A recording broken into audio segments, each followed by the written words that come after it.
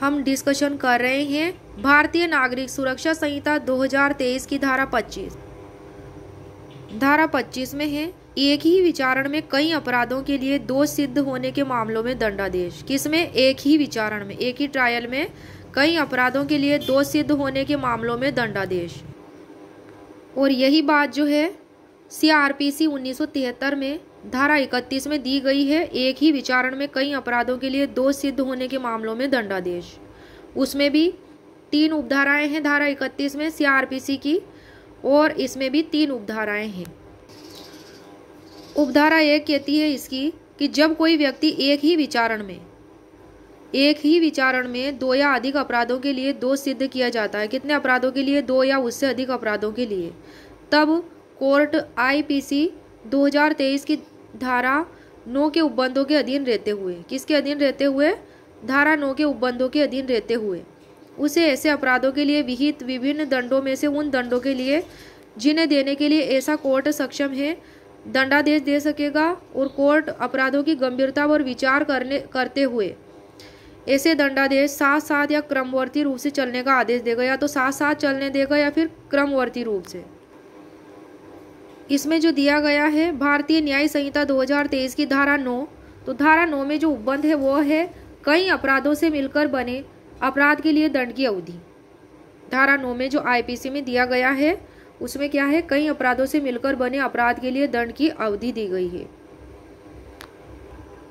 और CRPC 1973 में IPC की धारा 71 के उपबंधों के अधीन, तो 71 में भी वही बात है, कई अपराधों से मिलकर बने अपराध के लिए दंड की अवधि धारा 71 में दी गई है।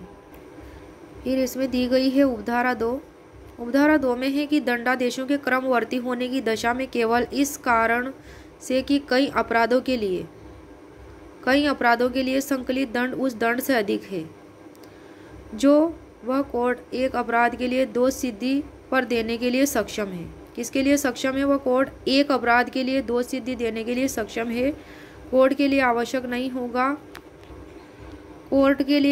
नहीं होगा कि वह अपराधी को उच्चतर न्यायालय के समक्ष विचारण के लिए भेजे, तो यह उसके लिए आवश्यक नहीं होगा अगर वह कोर्ट दोष सिद्धि के लिए सक्षम है, अपराध की दोष सिद्धि के लिए सक्षम है तब।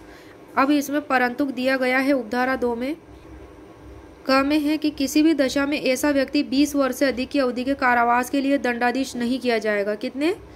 20 वर्ष से अधिक की अवधि के लिए। और यही बात CRPC की धारा 31 के परंतु में दी गई है, लेकिन यहाँ पे दंड की अवधि जो है 14 वर्ष है, 14 ईयर्स है। 14 ईयर्स से अधिक की कारावास के लिए दंडाधीश नहीं किया जाएगा। तो इसमें जो है ये जो दंड की अवधि है वो बदल दी गई है। पहले 1973 में कितनी थी? 14 वर्ष, और अब कितनी है? BNSS 2023 में 20 वर्ष कर दी गई है। क्लोज क में है कि संकलित दंड उस दंड की मात्रा के दुगने से अधिक नहीं होगा जिसे एक अपराध के लिए देने के लिए कोर्ट सक्षम है। तो इसमें जो क्लोज ख है CRPC 1973 में, उसमें भी यही बात दी गई है। नेक्स्ट है उपधारा 3, किसी सिद्ध दोष व्यक्ति द्वारा अपील के प्रयोजन के लिए उन क्रमवर्ती दंडादेशों का योग जो इस धारा के अधीन उसके विरुद्ध दिए गए हैं एक दंडादेश समझा जाएगा। क्या समझा जाएगा? एक दंडादेश समझा जाएगा।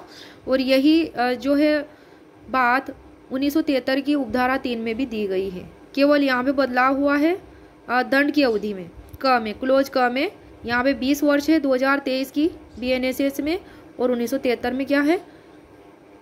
ये 14 वर्ष की अवधि।